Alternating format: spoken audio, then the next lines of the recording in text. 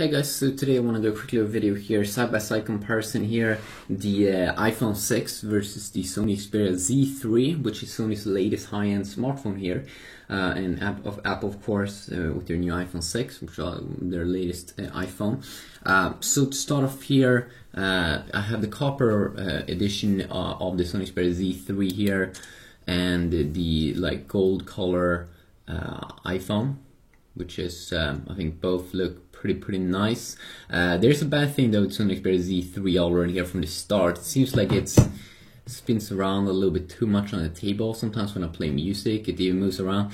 I don't think, I mean, I have the Z2, and I think the Z2 had some things on the sides of the phone, so it didn't move around that much. And also it looks like it could be a little bit too much of a fingerprint magnet, but looks extremely cool though. But then the iPhone here with this like matte back and this antenna design, definitely do enjoy it as well. And this rounded off design on these sides, which is a very cool step up. And this one also is featuring a very similar thing there, with a way more rounded design compared to what you did get on the Xperia Z2. This one, of course, waterproof and water resistant as well. So let's just check out some other specs here on these two devices over here. So we do have a 4.7 inch display here, so a little bit smaller on the iPhone, versus 5.2 inch display here on the Xperia Z3. This Xperia Z3 also looks like it's a little bit thicker versus the slim iPhone.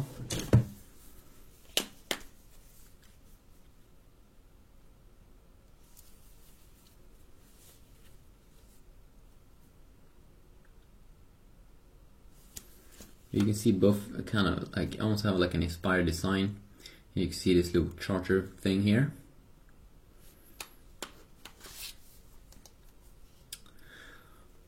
What else kind of specs do we have? Well, it's not just that, of course. We do have the latest version of Android here, and we do get Apple's latest iOS version here, which is iOS 8.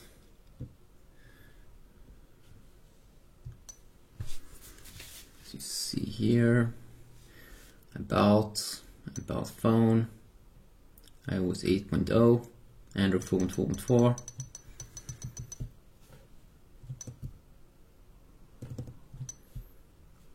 You can kind of see here multitasking, of course. Close all, pretty nice.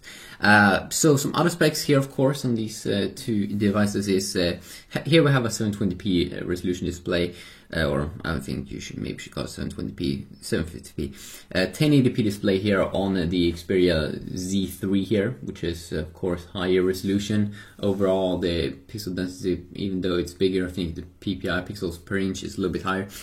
16 and 32 GB variants of both these two devices. I think at least it should be 3 GB of RAM here though inside of the Xperia Z3, which definitely feels a lot like sharper in speed and all that compared to the Xperia Z2. But I haven't tested it that much. I definitely will do that because it feels nice. And also the like feedback when you write stuff and everything looks nice. Of course, with the new iPhone, you can finally type, I feel, with two hands. And it kind of feels like Apple finally did this. You can, type with two hands. I find it always kind of hard on a 4-inch display. Touch ID should also be better here than to the previous iPhones. 8 megapixel camera though here, downside on the iPhone here. Only 8 megapixel, and Android and many other smartphones, they have at least like 30 megapixel camera. But then again, of course, it's not all about pixels. I mean, Apple have done some good things here. You can change exposure and stuff like that when you take pictures, and that's definitely a nice little thing there. But I mean, it shouldn't be no match here for Sony with this awesome 20 megapixel camera. I mean, I'm pretty sure it takes way better picture. So that is definitely cool here on the Sony smartphone. Quad-core 2.5 GHz Snapdragon 801 inside of the Xperia Z3 versus dual-core 1.4 GHz, which is a step up from older iPhones.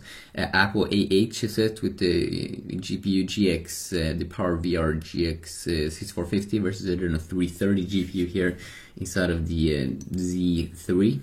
Which is what the most Android devices use nowadays.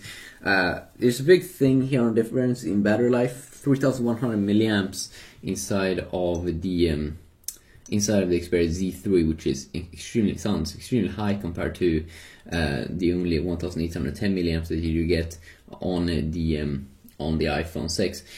You can also see here it has a great power management app here, where you can have a bunch of different modes. You can see how long battery life and stuff like that. Of course, the iPhone also has similar things. If we go into general, you see usage, battery usage. You can at least see what kind of apps that's using battery life.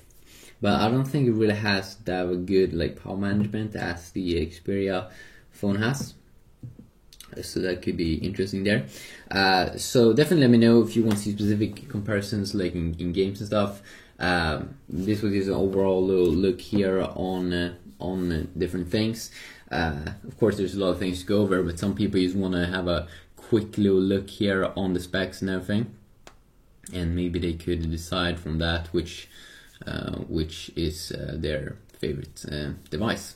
You can also see this one has like a little like almost looks a little bit, you know, this glass goes off like on the sides, so it could be create like a cool effect when you're close to sun or a light source.